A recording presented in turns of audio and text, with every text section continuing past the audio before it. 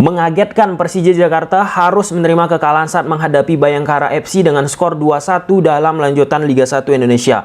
Persija pertama kali ciptakan gol lewat Hanno Behrens di menit 20. Kemudian gol Persija tersebut dibalas kontan di babak kedua, 2 gol lewat Bayangkara FC masing-masing. Dicetak oleh Henry Meyer di menit 52 lewat titik putih penalti setelah Dendi Maulana tangannya terkena bola handball di dalam kotak penalti. Kemudian Alex Martin di menit 81 ciptakan gol assist dari Dendi Sulistiawan.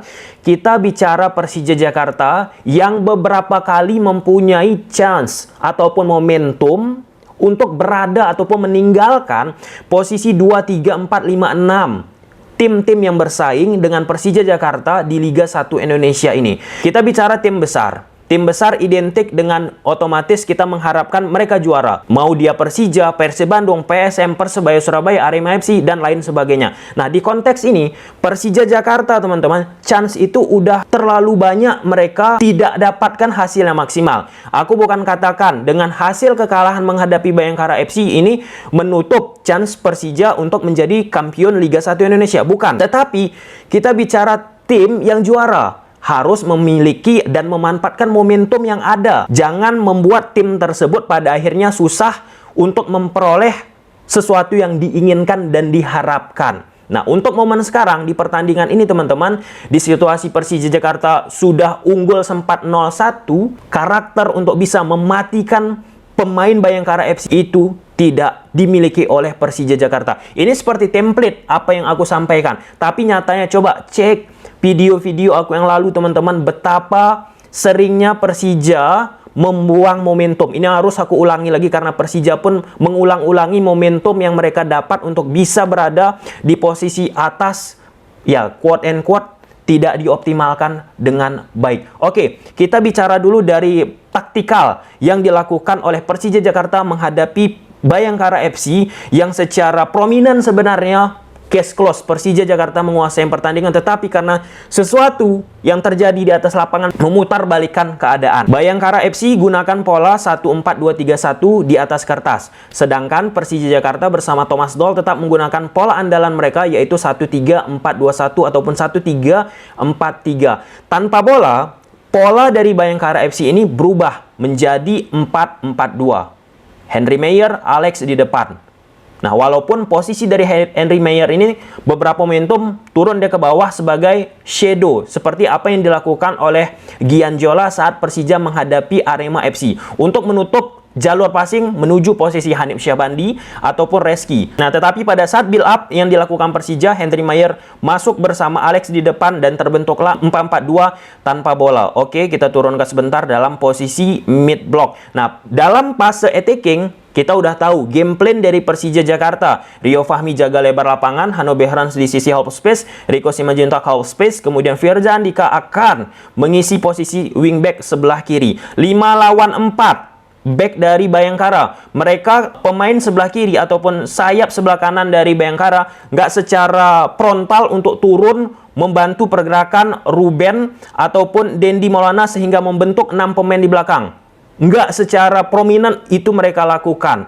Hanya mereka sering terlihat menggunakan 4 pemain di belakang. Sehingga secara numerikal harusnya hitung-hitungan pemain depan dari Persija Jakarta akan sangat amat mudah untuk bisa menaklukkan 4 pemain dari Bayangkara FC. Dan itu tercipta lewat gol Firza Andika dari crossing sebelah kiri Persija Jakarta. Nah, pemain Bayangkara terlihat karena kalah jumlah, otomatis mereka kesulitan untuk siapa yang harus dijaga. Dan pada momen tersebut, ya, Hanno Behrens memiliki kesempatan untuk mendapatkan space dari heading Kremencik yang diantisipasi oleh Awan Seto. Nah, kemudian ketika hal tersebut sudah dilakukan oleh Persija Jakarta, mengalir permainan di atas lapangan, salah satu treatment yang dilakukan oleh Persija Jakarta melakukan permainan invite pressing. Ini nggak salah, ini memang natural yang dilakukan oleh Persija Jakarta.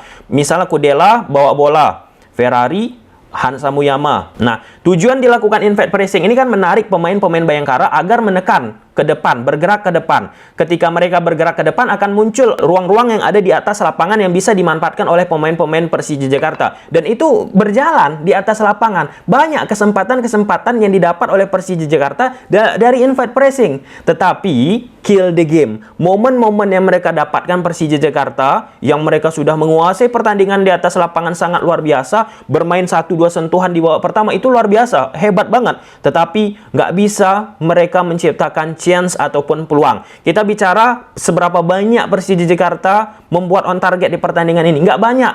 2 on target. Bayangkara 5 on target.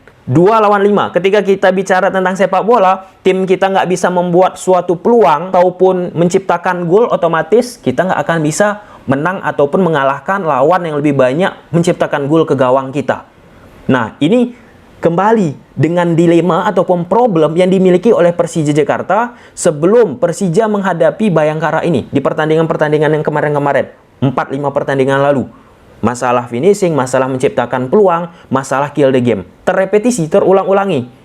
Nah, ini problem Persija Jakarta yang terulang di pertandingan ini yang sangat amat disayangkan. Oke, pada saat Hanif Syahbandi ataupun Reski di marking ditutup oleh Adam dan Hargianto, teman-teman, ini peran besar banget dari area half space. Area half space itu areanya Hanno Behrens dari Rico Simanjuntak. Jadi, sering banget pemain-pemain Persija Jakarta di area belakang, Ferrari, Kudela, ataupun Hansamu, bahkan Andri Tani, teman-teman, baik itu dari bola long pass, bola panjang, ataupun bola pendek, menyasar, memberikan bola passing ke posisi dari Hanno Behrens. Sini dia. Nah, karena ada celah yang bisa dimanfaatkan oleh pemain-pemain Persija Jakarta. Dan begitu juga sebaliknya, Hansamu ke Rico untuk bisa memberikan passing kedua pemain ini. Dan itu ada di atas lapangan dimanfaatkan dan didapatkan oleh Behrens dan Rico Simanjuntak. Tetapi dalam menciptakan sebuah peluang ataupun create di atas lapangan nggak begitu mantap, nggak begitu kuat Persija Jakarta,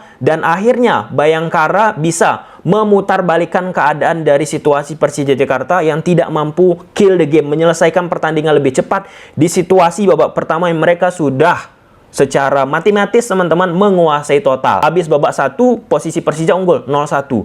Thomas Doll bersama Persija Jakarta melakukan pergantian pemain. Witan Sulaiman dimasukkan, Aji Kusuma dimasukkan, kemudian Dandi Maulana dimasukkan.